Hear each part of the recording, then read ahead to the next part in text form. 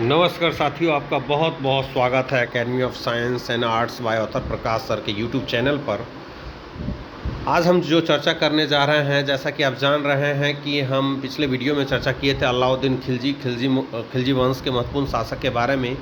सारा important point हम चर्चा किए थे और आज जो हम चर्चा कर रहे हैं वो है तुगलक वंश।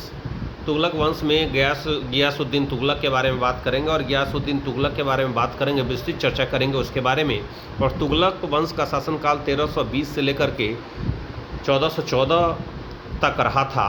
आप देख रहे हैं academy of science and arts by author Prakash sir.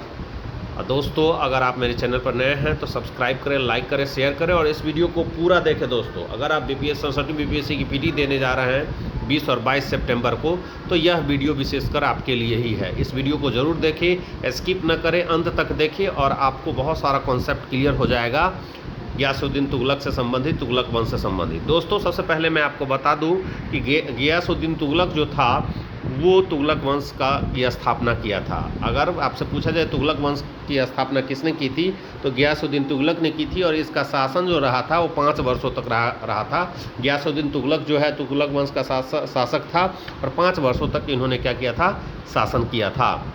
Ghiyasuddin ने उदारता की नीति अपनाई, जिसे वर्णी ने रसमोनियम अथवा मध्यमापंथी नीति कहा है। अब मैं आपको बता दूं, क्या गियासुद्दीन ने जो है उदारता की नीति अपनाई थी और इसको वर्णी इतिहासकार ने कहा है रसमोनियम।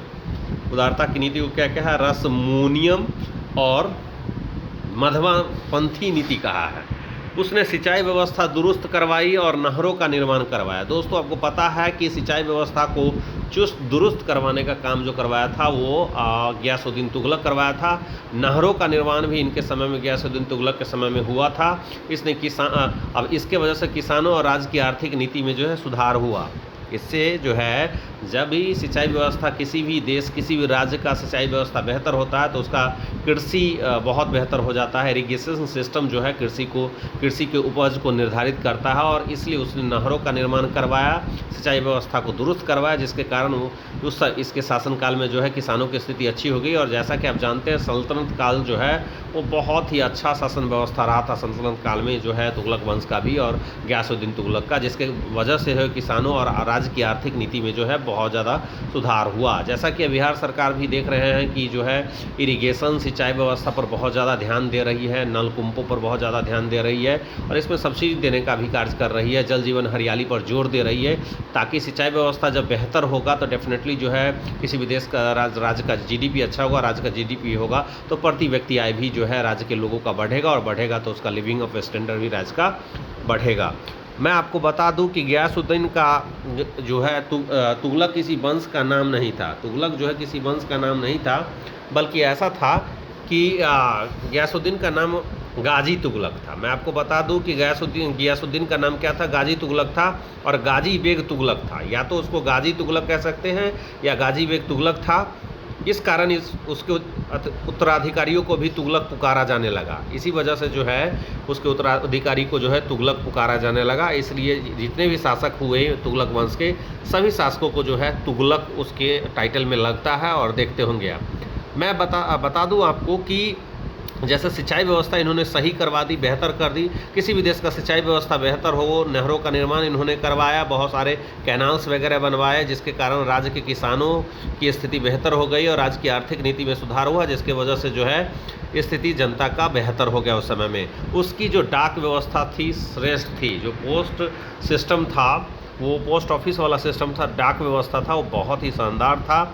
और उसने न्याय व्यवस्था में भी सुधार किए। न्याय व्यवस्था का में भी उन्होंने क्या किया, सुधार किया। न्याय व्यवस्था को भी बहुत ज़्यादा जो है बदलाव किया, क्योंकि न्याय व्यवस्था जो है उतना बेहतर नहीं थी, लेकिन इसके शासनकाल में जो है न्याय व्यवस्था भी सुधरा। उसने तुगलकाबाद नामक शहर की स्थापना की। जैसा कि आप जानते हैं कि बहुत सारे शासक जो हैं शहरों की स्थापना करते थे, तो ये तुगलकाबाद शहर की स्थापना करने का काम जो है गियासुद्दीन तुगलक के द्वारा किया गया था। 5 वर्षों तक शासनकाल किया, लेकिन सबसे ज़्यादा जो है कृषि के क्षेत्र में इसका योगदान रहा। गियासुद्दीन ने सरकारी कर्मचारियों को राजस्व वसूली में हिस्सा न देकर उन्हें कर मुक्त जागीरें दी। कर मुक्त जो है, टैक्स मुक्त जो है जागीरें देने का काम किया। गियासुद्दीन तुगलक जो है सरकारी कर्मचारियों को राजस्व वसूली में हिस्सा नहीं दिया, उसको कर मुक्त जागीर दे दिया। उस जागीर से वो अपना जो है पैसा जो है सैलरी के रूप में लेता था। अब बहुत ही महत्वपूर्ण वाक़या है जो गियासुद्दीन तुगलक के साथ घटा था, वो था चिश्ती संत निजामुद्दीन औलिया के साथ जो उसके संबंध जो मधुर नहीं थे, कटुतापूर्ण संबंध था। निजामुद्दीन जो चिश्ती संत जो थे निजामुद्दीन औलिया, उसके साथ संबंध बहुत अच्छे नहीं थे। जब गियासुद्दीन बंगाल अभियान से लौट रहा था तो उसने दिल्ली आने से पहले ही औलिया को दिल्ली छोड़कर चले जाने को कहा। जब वो बंगाल अभियान से लौट रहा था तो दिल्ली जाने से पहले ही उसने औलिया जो थे चिश्ती वंश के जो है निजामुद्दीन औलिया थे, उसको कह दिया कि आप जो है दिल्ली छोड़ दीजिए, है ना, दिल्ली छोड़ दीजिए, है ना। तो दिल्ली छोड़ने को कहा। इस औलिया ने कहा था कि हुजूर दिल्ली अभी बहुत दूर है, दिल्ली अभी दूर है। ये बात कहा था किसने? औलिया ने कहा था। किसको? तो वो कहा था गियासुद्दीन तुगलक को, क्योंकि जब बंगाल अभियान से लौट रहा था तो दिल्ली पर वो कुछ करना चाह रहा था। उस समय में औलिया को कह दिया था कि आप औलिया जो है दिल्ली छोड़ दो। तो उसने कहा, औलिया ने कहा कि हुजूर दिल्ली अभी दूर है। गियासुद्दीन जब अफगानपुर नामक गांव में विश्राम कर रहा था, बहुत इंपॉर्टेंट, गियासुद्दीन तुगलक जो था अफगानपुर नामक गांव में विश्राम कर रहा था, सो रहा था, तो लकड़ी के महल की छत गिर जाने से उसकी मृत्यु हो गई। बहुत बड़ी बात मैं आपको बता दूं कि जो गियासुद्दीन तुगलक जो था वो अफगानपुर गांव में जो है क्या करता, अफगानपुर नामक गांव में जो है विश्राम कर रहा था, तो लकड़ी का छत गिरने से उसकी मृत्यु हो गई। इब्न बतूता जो है, इब्न बतूता मोरक्को के जो यात्री थे, इब्न बतूता मोरक्को के यात्री थे, तो उसने कहा था कि गियासुद्दीन तुगलक की मृत्यु का कारण मोहम्मद बिन तुगलक का षड्यंत्र था। मोहम्मद बिन तुगलक ने संयंत्र के साथ जी जो है गियासुद्दीन तुगलक को मारा था और उसे उसके द्वारा तुगलकाबाद में बनाए गए कब्र में दफना दिया। मतलब जहाँ पर दफनाया गया गियासुद्दीन तुगलक का, वो था तुगलकाबाद में जो है शहर था, वहाँ पर जो है बनाया गया था कब्र, उसमें दफना दिया गया। तो ऐसा इब्न बतूता कहते हैं कि मोहम्मद बिन तुगलक का जो है बहुत बड़ा हाथ है किसको मारने में, तो ये गियासुद्दीन तुगलक को मारने में। लेकिन ऐसा भी कहा जाता है कि जब वो सो रहे थे अफगान नामक गांव में, तो जो है लकड़ी के छत गिर जाने से इनकी मृत्यु हो गई।